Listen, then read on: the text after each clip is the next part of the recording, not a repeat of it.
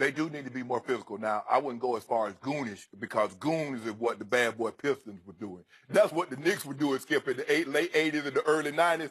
Now, that was a different brand of basketball. But the Celtics play hard.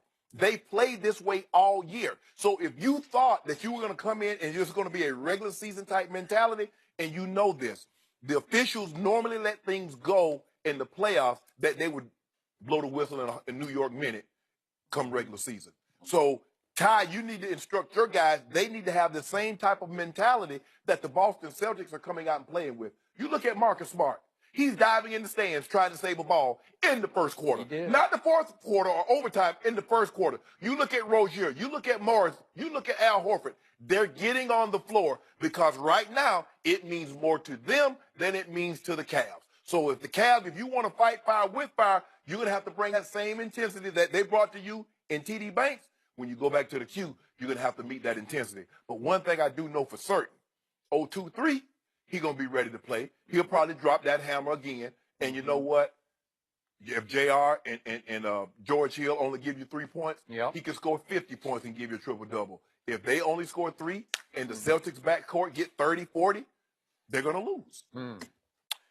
So I hear you about physicality. I hear you about want to, desire, scrap, grit, all those things that we see from these young Celtics. They got some veterans, too, in there mixed into that mix. But the point is, when I heard Ty Lue go gooning, they're gooning the game up, I was like, what? Nah. Because I could make a case that maybe Cleveland was trying to goon the game up late in the game with the JR play. But in the big picture, I go back to the Jason Tatum play. Did he inadvertently catch LeBron in the jaw with the shoulder? I thought it was inadvertent. I thought he was just going hard. He tried to go for the ball. And he just caught him with the shoulder. Are you sure?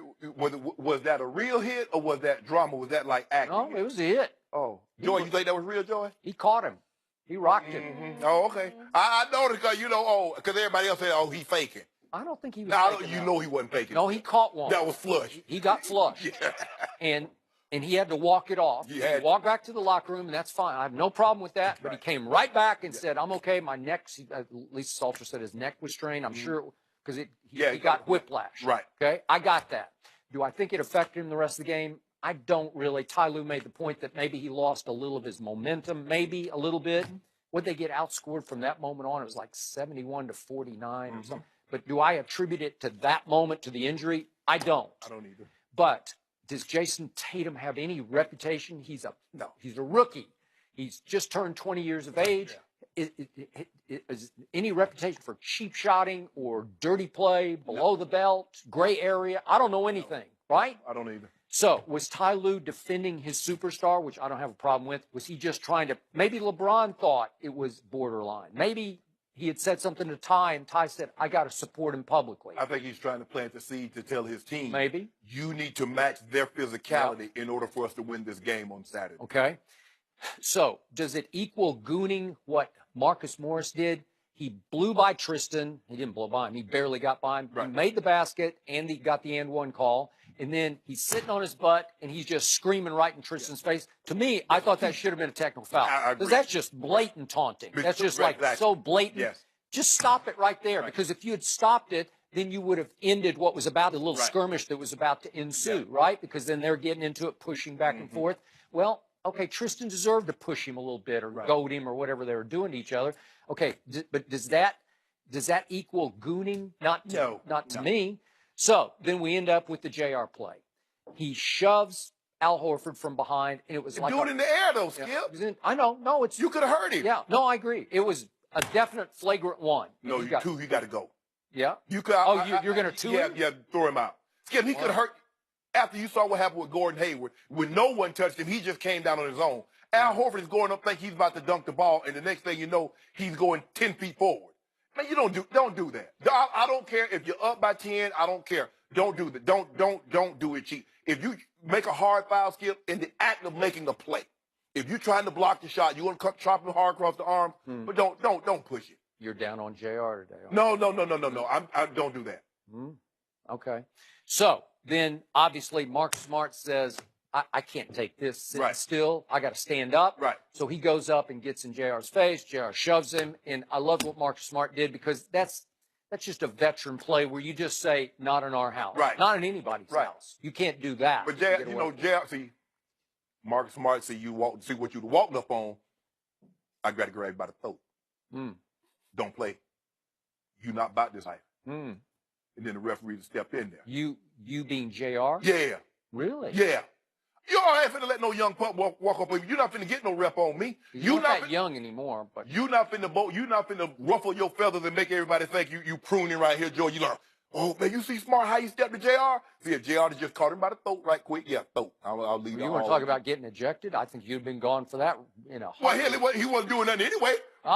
See, now we get to the bottom line. It like we 12 points. Yeah. He had gave us nothing up until that point, so he was gonna give us nothing after that point. So Mm-hmm. go ahead. That's gonna send a message. Like, JR got thrown out, guys. We got to back him up. So we're gonna come out there now. Now maybe on Saturday, we get get some of that old Xavier McDaniel and Oak and Mason. Maybe. Get that thing. Okay. What Marcus Smart did just to stand up for his teammate, He should have. did that qualify as gooning? No. I don't think so. So I don't know where he reached for that word. I don't know why he got that word in his psyche and had to spit it out, except to inspire his troops to Play harder. to fight back. You got to fight. You got to match their intensity. Right now they want it more because every time a loose ball's on the floor, they're diving for it. They're trying to get it, be it first, second, third, or fourth quarter. So it doesn't matter to them. And Tyronn Lue is just trying to send a message. Now they're not goons. The Celtics are not about that life. They don't have players like that. Plus, now Marcus Morris will play physical now, Skip. He does. He tries to get up there and tries to battle you. He tries to battle LeBron. But I don't even see Boston playing what I call playoff physical basketball from the 90s or the 80s. No. It's not like that. No, they'd be ejected. You can't play that style. No, but what I'm saying is I don't even consider them a physical outfit. No. They're more finesse than physical. Right. They're just playing They just play textbook tough. defense. Yeah. They're just playing tough. Yeah. Now, when the ball's on the floor and it's loose, that's a whole nother game. That's just desire. That's just. I mean, come on, Skip. You gonna let Aaron Baines outscore George Hill and JR? Aaron Baines, Skip, let that sink in for a second. I know him from the Spurs. He learned from the right people.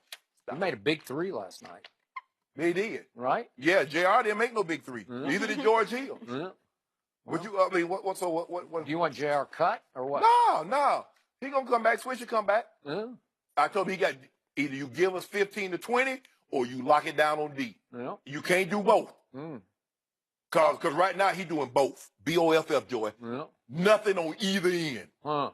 Remember, Boston hadn't done anything away from Boston, right? They're 1-4 in the playoffs away from home. But Skip, it's just like anything. Everybody gets up to play the Cavaliers. And the thing is, the third quarter, the Cavaliers have a nice lead. Either by the time the fourth quarter starts, that lead has dissipated or the team is in the front. And that's what we saw last night. They had a 7-point lead entering the third, and when they came out of the third, they were down 7. That can't happen. You can't allow a team to shoot 50% from the three-point line. They shot 20 uncontested shots in the third quarter alone. They shot 42 for the game. Well, what you think is going to happen if you letting guys shooting basically free throw three-pointers? They're too good. Cleveland, you're better than that. Now, I want to see y'all do something about it. Now, I got a monster. You know what's happened. Yeah. Oh, scale. Boy, this thing about to drop. This Richter scale. Wait, woo! You're saying he's going to play defense? No, I'm Game saying three? I got a feeling. A 50-point triple-dub about to happen. Really? You know, he got a feeling like last night was going to be legendary. Had they won, it would have been legendary. They got a legendary 13-point loss. Do you know, Skip, he got half of the 40-point triple-doubles in the NBA since 64? Bron does. Wow. Oh, Bron got half of them. Well, that's Mount Rushmore stuff. Oh, yeah. And when it's all said and done, he might have all 4 heads. What was his stat line last night? You don't want to say. Yo, you know what, Joe? You so petty. Y'all so petty, man. LeBron leave Cleveland. We'll discuss that next.